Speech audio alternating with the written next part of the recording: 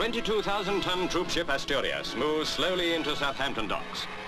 For more than 500 of the men on board, it is the end of a long journey. A journey that has brought them from prison camps in Korea, home again to their loved ones.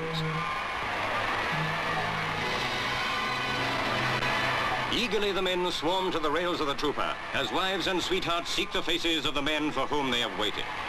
For many months, and in some cases for years, 8,000 miles have been between them. Now the anxiety, the fears, the loneliness have almost ended.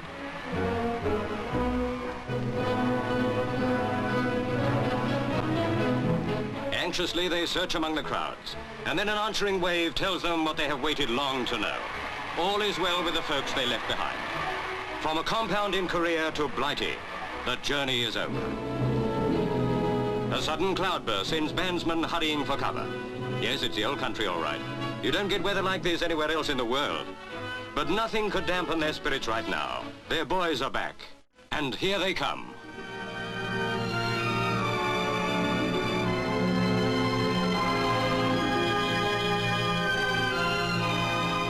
In a moment, the months of weary captivity are forgotten. The privation and hardships, the suffering and frustration are swept away in the breathless joy of reunion.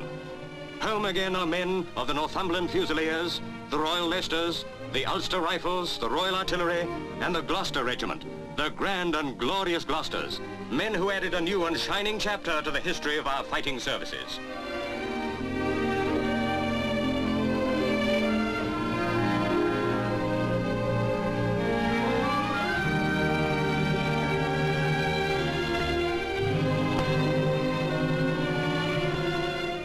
During their imprisonment, most of the men were forced to attend lectures on communism by their captors.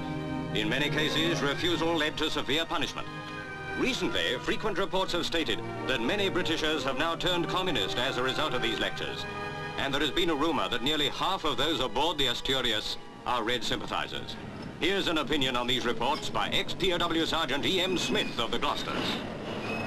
Sergeant Smith, can you give us an accurate report on this communist business within the British troops? There's been quite a lot of talk about the men that succumb to this communist literature, and I feel that it's been greatly exaggerated. I'd like everyone to know that these reports has been greatly exaggerated. There's only a small minority. What everyone should realise is that the majority of the British stuck together and always remember they were British, from start to finish. Corporal Upjohn, also of the Gloucesters, tells of the hardships he endured in communist hands. Corporal Upjohn, will you tell us something about the ill treatment that you received at the hands of the Chinese? They tried various methods to give me get a confession from me so they could convict other people in the camp. Some of the methods was periodical beatings, standing to attention for 30 hours, and also not allowed to wash for 60 or 70 days at a time. Devonian Corporal Holden, recently awarded the Military Medal, also speaks of harsh treatment. Well, Corporal Holden, when were you captured in Korea? I was captured in April 51. And what happened when you were with the Chinese? Was the treatment good or bad? Can you tell us about it? Well, we were regarded as hostile, reactionary, attempting to escape and all that sort of business. And we had various sorts of persecution, with boxes, beating up, bad food, confined all the time. I was confined myself for 13 months. Private Widgie from Wakefield sums up the opinions of the majority of the men. Can you tell us how you passed the long months of waiting while you were in the prison camp? Well, mainly in sports and, of course, study. What did you study? Oh, communism, economics and all that tripe.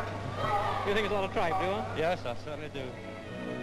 To be home again, to be among their own people, to walk in freedom without fear. Such is the future for the boys who have come back. And perhaps these precious things shall also guide the footsteps of the few, the very few, who have fallen victim to a new, insidious horror of modern warfare.